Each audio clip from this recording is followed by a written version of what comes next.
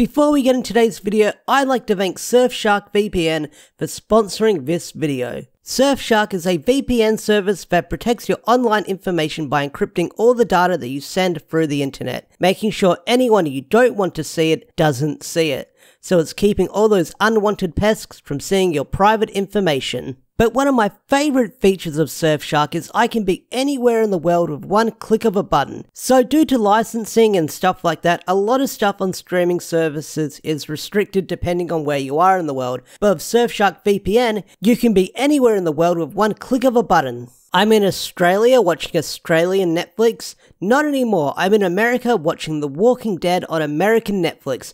How awesome is that? And right now, Surfshark has a really good deal going on right now. By using my link in the description and using the promo code DEOXY, you'll get 83% off. Not only that, you'll get an extra 3 months for free. Surfshark also offers a 30-day money-back guarantee, so there's no risk in trying it out for yourself. Special thanks to Surfshark for sponsoring this video, and I hope you guys try out the link in the description down below. Thanks for watching. Ladies and gentlemen, the wait is finally over. Power Rangers Dino Fury has just premiered, and I am recording my review right now. Now, if you're brand new to this channel, hello there, I'm Ash, also known as Deoxy360, and I cover almost all things Power Rangers related on the channel. So if you like that, hit that subscribe button and hit the like button and share this video around with a friend. But with that said, let's talk about episode 1 of Power Rangers Dino Fury, Destination Dino Henge.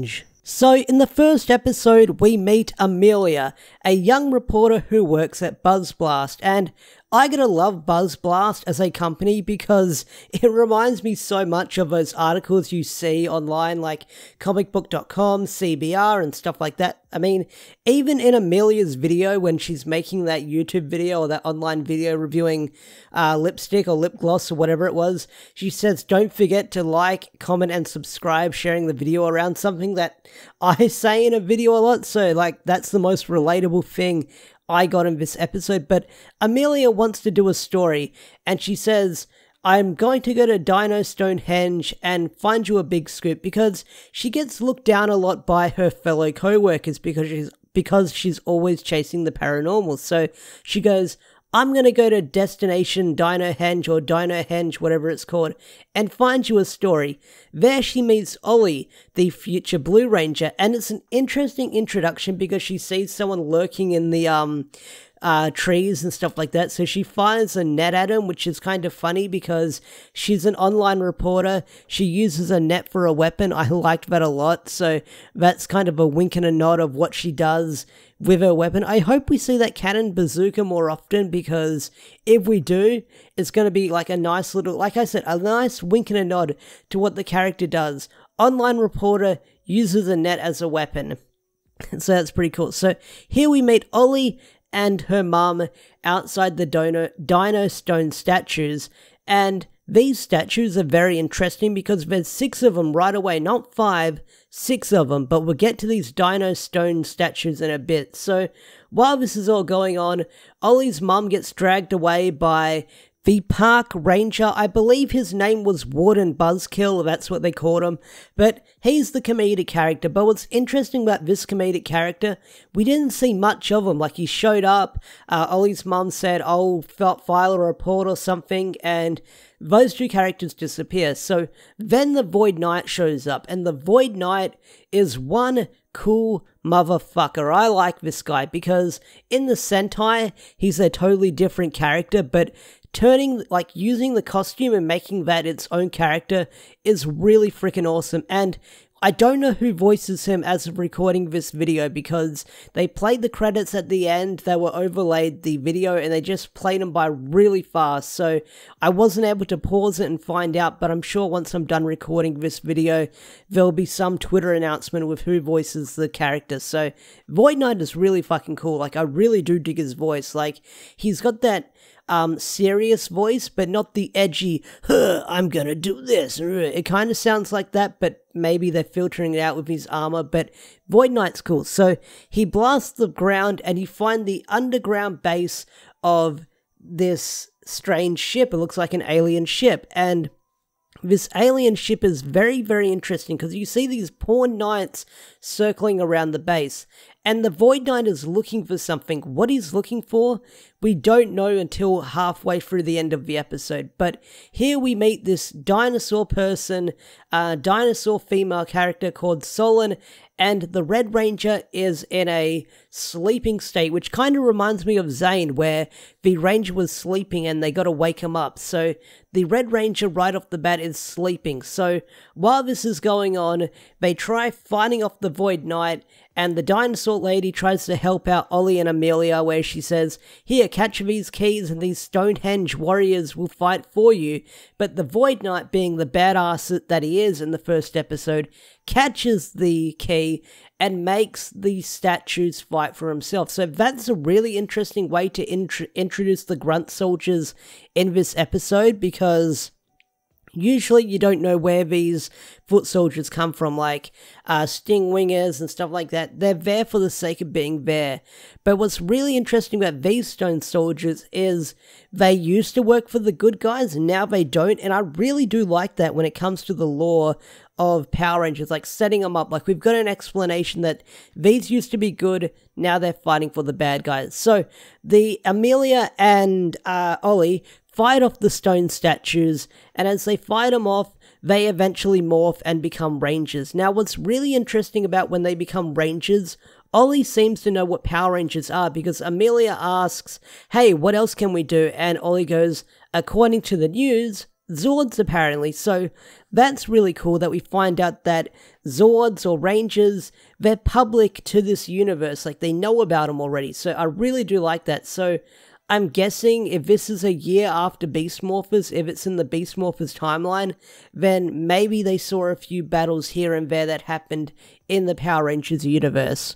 So that'd be really interesting if that happens to be the case. So they morph, they fight off the characters, and all of this is original footage, just like the very first episode of Beast Morphers.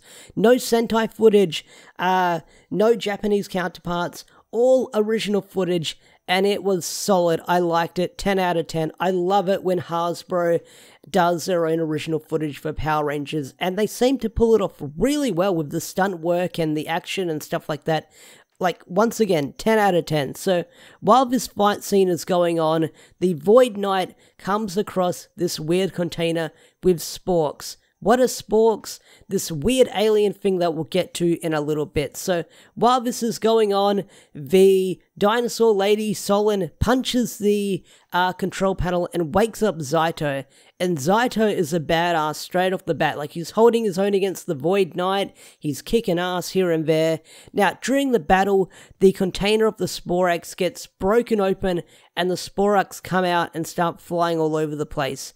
And the Void Knight gets away in the end. But let's talk about Zaito, because Zaito is a very interesting Red Ranger, and his backstory is something else. So right off the bat, this Ranger, he's very calm, he's very collective, he's very serious, and I was kind of worried when he was very calm and collective, because I thought, oh boy, do we have another Troy situation where they weren't given good direction? But it makes sense with Zato's backstory, because the backstory for Zato is many, many years ago, there was a great war between the Sporax and his home planet, and they were wiped out. And after everyone was wiped out, the Zato and his army went to Earth to fight the Sporax, but it was too much and they weren't able to win.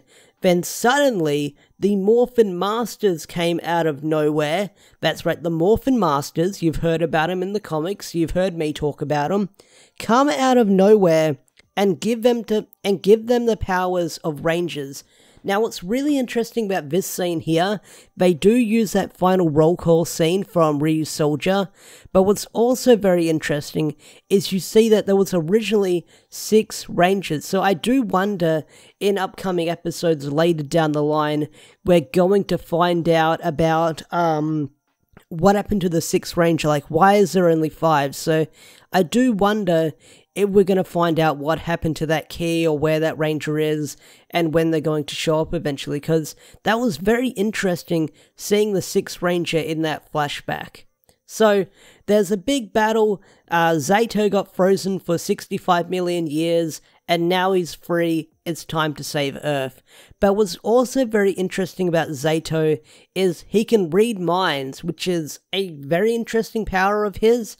I do wonder if they're going to drop that eventually, because that does make him a little bit overpowered, and it might be a bit hard to write with him with those powers. So I do wonder if those antennas or those horns he's got on his head do make him able to read minds and stuff like that. So who knows if they're going to keep that power of his. I guess we'll have to keep watching to find out.